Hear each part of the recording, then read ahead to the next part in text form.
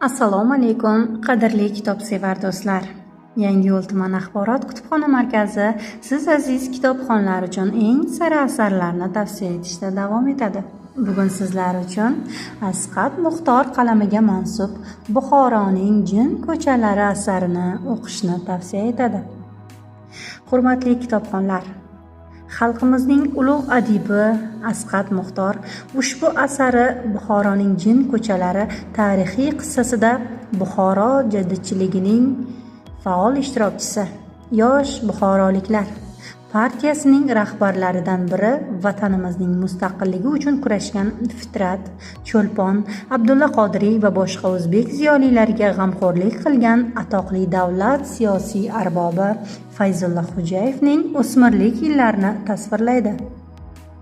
Asarni o'qir ekansiz, otasining vafoti tufayli o'zi istamagan holda katta boylikka ega bo'lgan Fayzullohning ruhiy kechinmalariga duch kelasiz. Tinimsiz o'zligini izlaganiga, hayotdagi maqsadini aniqlash yo'lida chekkan azob-uqubatlarga guvoh bo'lasiz. Asar voqealari 20-asrning boshida bo'lib o'tadi, lekin muallifni ko'proq o'sha davrning hozirgi zamon muammolariga hammohang masalalari qiziqtiradi.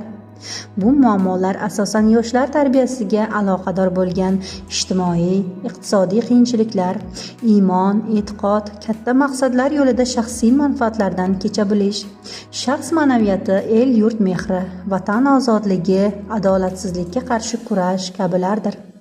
Yozuvchiga 20-asr boshida dunyo bo'ylab yuz berayotgan Birinchi jahon urushi, vatanimizdagi murakkab va chalkash ijtimoiy vaziyat, yosh qahramonning uqubatli izlanishlari, o'sha davrning muammolari haqida astoydil mulohaza yurgizish uchun ko'p imkoniyatlar ochib berilgan. Asar bilan yaqindan tanishish uchun Yangiyo'l tuman axborot kutubxona markazimizga tashrif buyurib, bu asar bilan yaqindan tanishishingiz mumkin. E'tiboringiz uchun rahmat.